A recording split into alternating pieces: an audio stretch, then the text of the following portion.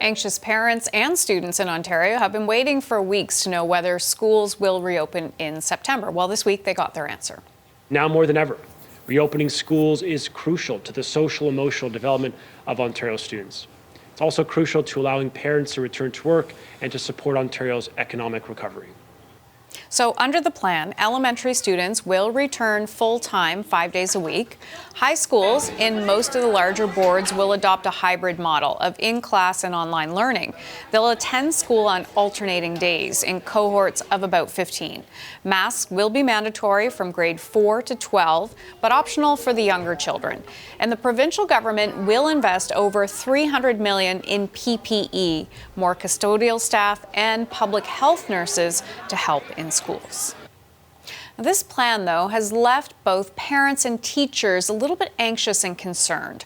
Hanna is an elementary teacher at Dunlace Public School in Toronto. She's also a mom of 3 school-age kids, 2 in elementary school. Welcome to the program. We appreciate your time, Nancy. Hi, Hannah. It's so nice to speak with you. Thank you for the opportunity. Thanks. Well, Nancy, is this plan, what parents and kids needed to hear? I think I'm on board with all parents and educators when we say that we did need to go back to school, that kids definitely need to have that part of their life back. However, I think what we did need as well was a safe plan that made everybody very comfortable and that made everybody feel confident about sending their children and sending their loved ones back into that environment, which is something that I am not super confident that was announced when the minister announced it. So what are your biggest concerns? My biggest concerns are actually twofold. The first one is I don't believe that this plan follows one of the key recommendations set out by the Sick Kids recommendation letter that went out with all the recommendations about safe opening of schools, which was to reduce the class sizes. So that's a big one for me. The class sizes are quite large in some areas. I'd like to remind everybody that when we talk about class averages and when the minister talks about class averages, he's talking about averages across Ontario, which means that some classes may be very small, but others can be very, very large. And when we're talking about sending all of our kids back to school, this is very, very concerning. The other one is the facilities. We're talking about sending us all back to school and recommending things such as hand washing. But for example, there are a lot of classrooms in schools where there are no sinks in classrooms, or sinks are there but not functioning properly. We have in TDSB alone a $3.5 billion backlog in our repairs. And so we're going back to schools that have compromised, it could have compromised ventilation. Many schools aren't equipped with air conditioning. I imagine that children in grades 4 and up in very, very hot classrooms wearing masks is going to be a very big challenge for everybody. Now, Nancy, the province did say it's hiring more public health nurses. They'll give you more protective equipment for the teachers and the staff. Does that alleviate some of your concerns?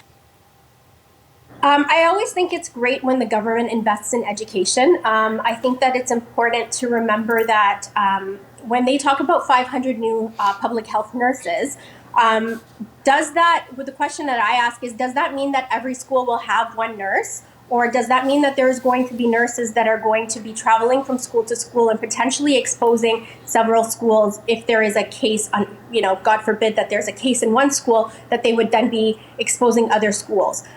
So that's the question that I ask when they talk about hiring more nurses. I always think that their role is very valuable in our schools, but those are the questions that I ask. I appreciate that they're going to provide teachers with PPE, because I do know that that's something that our union fought very hard for teachers to have the PPE. What I'm not yet clear on is how we will adjust to that in our teaching. And I can speak from my own experience working in primary. A lot of my teaching is really dependent on my facial expressions, for kids to see my face and to see how I enunciate words when I'm teaching language.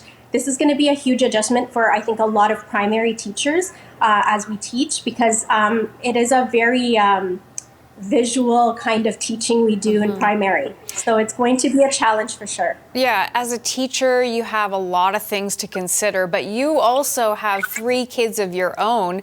Have you made your decision about what they're going to be doing in the upcoming school year?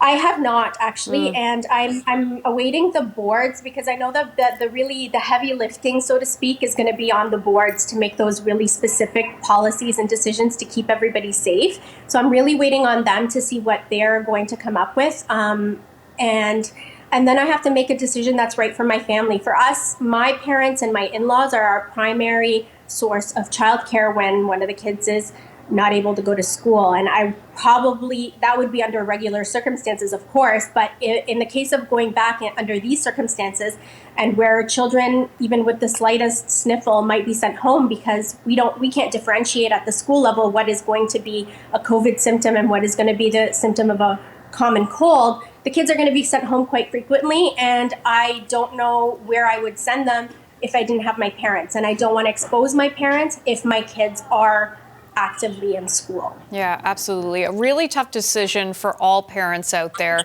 So Nancy, we respect what everybody has to do to make that decision. And we appreciate your time today too. Thank you so much for having me. Nancy Hanna is an elementary teacher with the Dunlace Public School in Toronto. Thanks, Nancy.